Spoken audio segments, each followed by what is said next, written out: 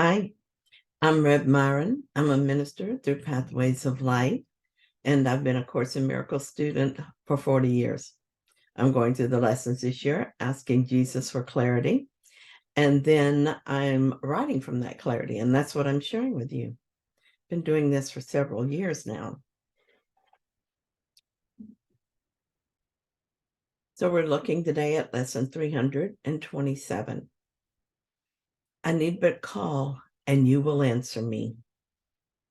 I'm not asked to take salvation on the basis of an unsupported faith, for God has promised he will hear my call and answer me himself. Let me but learn from my experience that this is true, and faith in him must surely come to me. This is a faith that will endure and take me farther and still farther on the road that leads to him. For thus I will be sure that he has not abandoned me and loves me still, awaiting but my call to give me all the help I need to come to him. Father, I thank you for that your promises will never fail in my experience, if I but test them out. Let me attempt, therefore, to try them and to judge them not. Your word is one with you. You give the means whereby conviction comes, and surety of your abiding love is gained at last. So when I first started the course, I felt like I definitely was not answered, at least not all the time. Now that I've been doing this for a long time, I see that I was always answered according to what I would allow. I see that I used to ask for peace even as I was going to war. Though I didn't recognize it at the time, in retrospect, I see that I would ask for love even as I attacked others. I would ask to be saved and then turn away from what would save me. In order for me to receive salvation, it was necessary that I look with the Holy Spirit at what needed to be undone. Often, especially at first, I was unwilling to do that. I was too afraid of my own sins to look right at them. I was afraid for God to see them. So when I would ask to be healed, those ego thoughts would come into my mind and I would turn from them, or I would project them onto someone else. Looking at them was a way they would be undone, but I was too afraid to do that. But even so, I was heard, and the answer came as I was ready for it. It turns out the process was perfect. My heart called out for salvation, even as my confused mind refused the answer, but the answer waited for me. It waited for the mind to catch up with the new agenda. And each time I asked for help, I was instructing the mind that the answer was desired. Salvation does not require time, but I did, and I was given that time. I am so grateful. Now, when I ask the Holy Spirit what's next to be undone, I'm ready to own the problem. This is what makes it possible for the Holy Spirit to correct my mind. I look without flinching at all the crazy beliefs in my mind, and I know these ideas don't make me guilty, just confused. I gladly allow the emotions to rise up and pass through me because that shows me why I want to release the thought. If a thought causes me to lose a piece of God, I'm not interested in it. I release it as quickly as I can. The whole thing is so simple, and if it feels hard, I know that there's a false belief that has attracted me. I give that belief to the Holy Spirit as well. There, it's done. Here is part of why I used to feel confused and think I wasn't being answered. After I got the hang of looking with the Holy Spirit at what needed healing in my mind, I gained clarity. And so I began to want more clarity. I would see that certain beliefs still had a place in my mind. For instance, guilt would come to tempt me from time to time, and I wanted to be free of the belief in guilt in all its forms. So I told the Holy Spirit I was ready to undo the rest of guilt. I suppose I thought that the guilt would just disappear, job done. I don't know why I thought that, since all evidence shows me that I needed to look at the specific thought about guilt. Otherwise, my mind would not understand the healing when it occurred. Thus, I should not have been surprised when guilt thoughts began to show up in my mind. But at first, I was confused and startled to suddenly have so many different guilty thoughts in my mind. It was a little scary. I had been relatively clear of guilt for a while, and suddenly, every time I turned around, I was seeing guilt. Someone else seemed to be guilty, or I seemed to be guilty. One helpful thing that I understood was that no matter how guilt showed up, it was just the belief in guilt. So I didn't have many guilt thoughts to be undone, just the belief in guilt itself. That made it feel less overwhelming and reassured me that I had not lost the healing I experienced before. No reason for panic. I was just receiving the answer to my prayer. I wanted to be free of the belief in guilt, and so I got many varied experiences of guilt to look at with the Holy Spirit. This meant that I had many opportunities to realize I wasn't interested in guilt anymore, no matter what the specific form it was taking. Instead of fearing or resenting those sometimes very unpleasant experiences, I've learned to be grateful for them, because that is how they're undone, and that's how I get home. So this is Regina's tips. She's quoting from What is Creation? God's memory is in our holy minds. This is a very important clue. Truth is unimaginable, but it is reachable. And we reach it through a journey within ourselves. This could be called returning in the way we came. And by the way, Jesus tells us we have to do that. We began at home, and the first principle of God is our self, capital S self. In this self, however, there is no sense of self. There's awareness, but not awareness of. There's truth without a subject to be aware of truth. From this state of truth, in crept a tiny mad idea. It can also be called a desire for something that did not exist. It was a desire to know thyself, which could be called a desire for a sense of self. And so a container that could have an experience of self arose. This container was a subject, something that could feel and know. It was awareness with the additional ability to be aware of. I call it consciousness in order to distinguish it from the awareness that it came from. This is the birth of the second principle of God. Once consciousness arose, which is the ability to be aware of, there needed to be something to be aware of. Consciousness is like a living mirror that wanted something reflected in it, something to watch, know, and feel.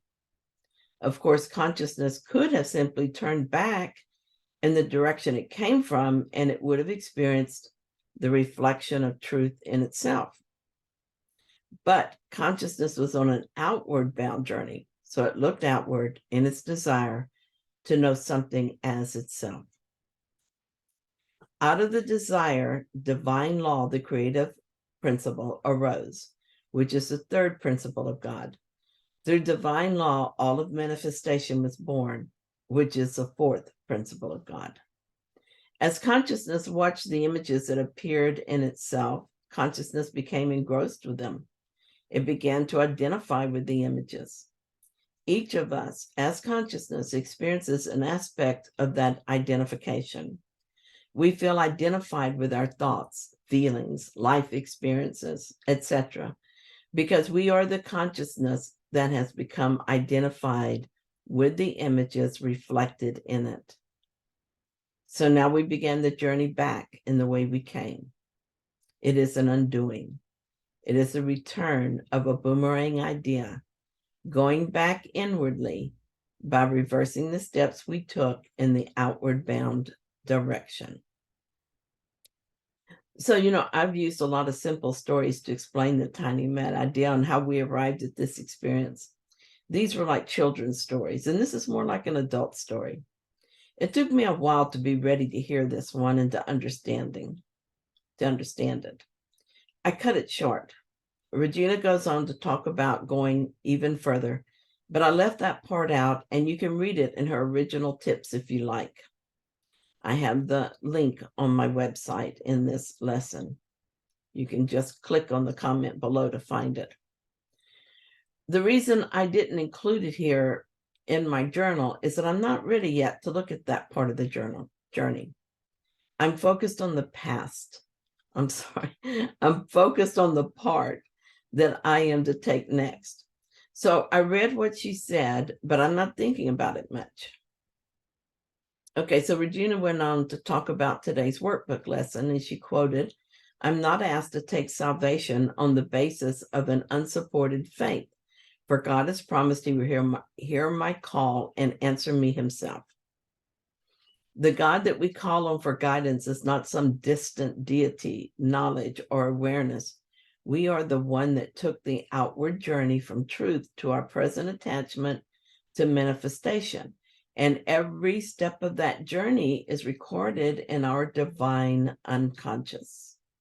Therefore, the reverse of each step is known in our own divine unconscious. Our own unconscious knows the way. The communication that comes from this unconscious knowing is what I call spiritual intuition. And so my thoughts about it, it was a really long time before I could accept that I'm truly part of God. And it is so in the truest sense. I'm not a smaller or lesser part of God because there are no parts of God. I am that which took the journey outward in an effort to sense a self. It seems to have been a journey of curiosity and discovery. I have become immersed in the stories of self to the point of forgetfulness, but the truth remains in my mind. It's there, all of it, the entire journey, like a yellow brick road. And all I have to do is follow it back the way I came. I call on myself, what the Course calls the Holy Spirit, to distinguish it from the ego self we still identify with. And that calling is drawing me back to that memory as the ego would never do, being uninterested in giving up the stories. It is my way of saying that I'm done with this experience and I'm ready to return home. One other thought I had is how funny it is that in our frustration and fear, we sometimes curse God for our predicaments. If there is only God, and this is our journey of not God, who are we really cursing? Better to apply that energy to ending the journey rather than cursing it. I want to talk about looking at a failed marriage as a healing journey. I have proved over and over that when I call, I am answered. How could I not be when the voice for God is in my mind? Each time I look at my choice for ego with a willingness to see differently, I experience the answer I seek, and my faith grows stronger.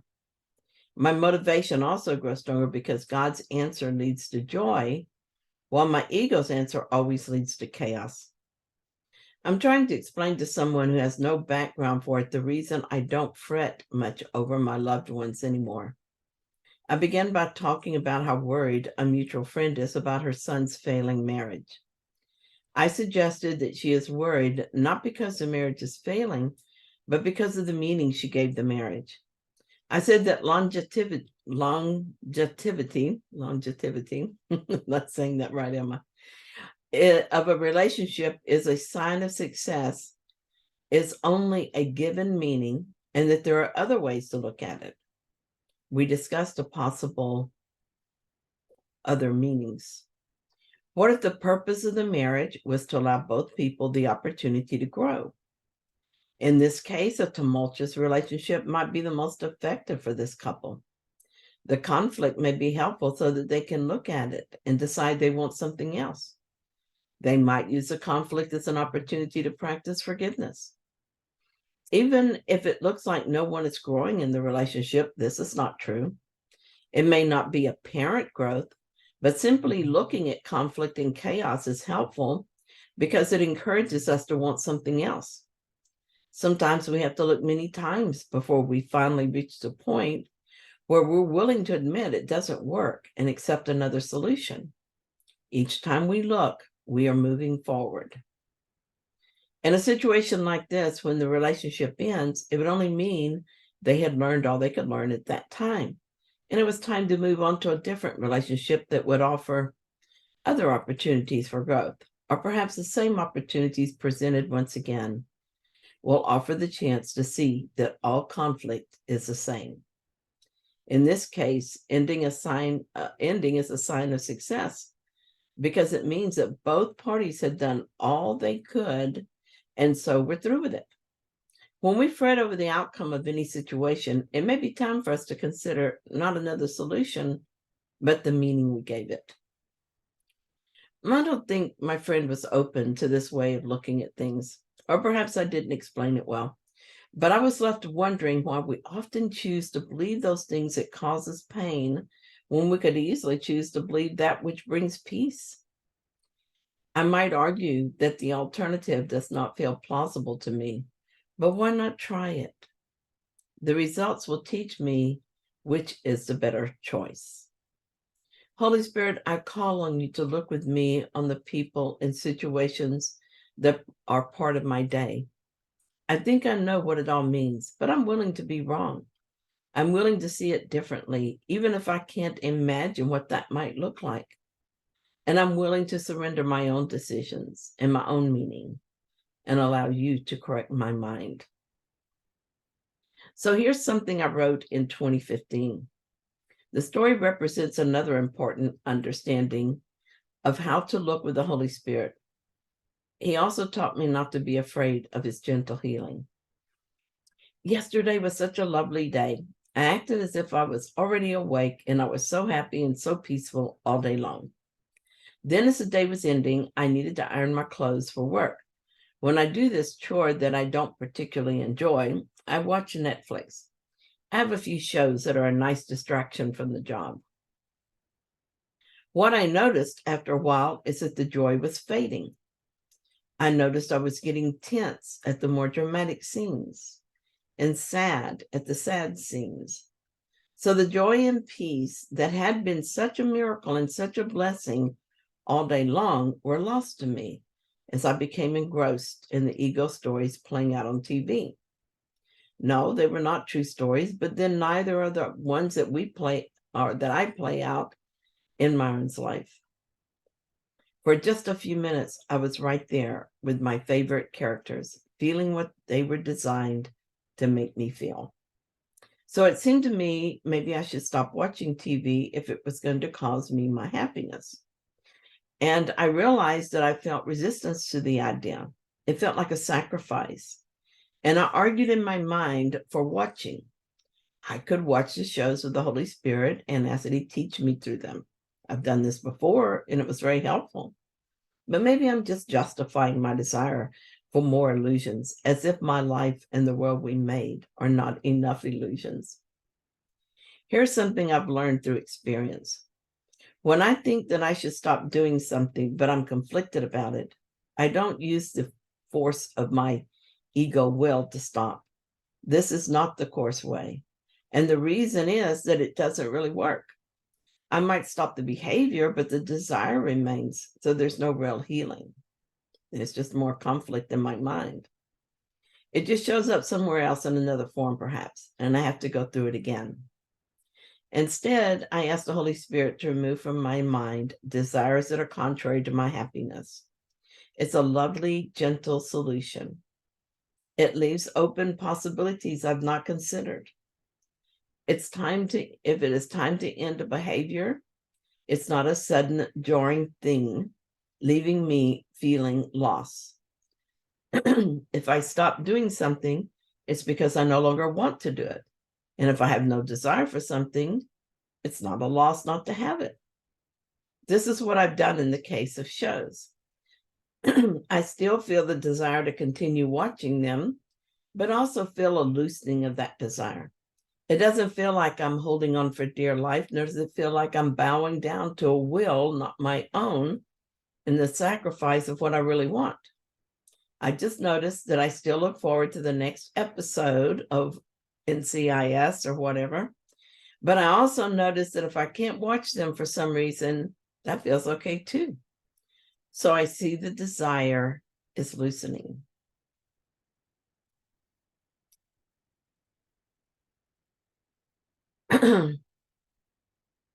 Will I stop watching TV altogether or just change the kind of shows I watch? Will I start watching with Holy Spirit and let him teach me as I watch? I don't know. That part is not my business. My desire, my truest desire, is to be awake, to be joyful and peaceful all the time, regardless of the story playing out on the screen or in my life. What is the best way, the fastest way to achieve that? The ego mind doesn't know, but the Holy Spirit knows what it is that I need to do next. I'm learning to trust that enough to ask that my mind be healed of all that is not peace and joy. He has taught me to trust him, and so this is what I do. I let go of what I think I know and wait to see what happens. And so here's a little postscript. What has happened is that I've naturally reduced the time I spend watching TV, and the shows I prefer to watch have changed and continue to change. I like to laugh, and I enjoy what makes me curious and shows that lead me to discovery. I'm not so interested in drama anymore, and I don't enjoy my emotions being evoked. As it turns out, I have not given up anything I loved. I just stopped loving some of them. So there's no sense of loss, and there's no conflict in my mind about it. So thank you so much for joining me in this lesson. If you found it helpful, then please like it. And if you haven't yet, please subscribe. And I'll be back tomorrow with another lesson.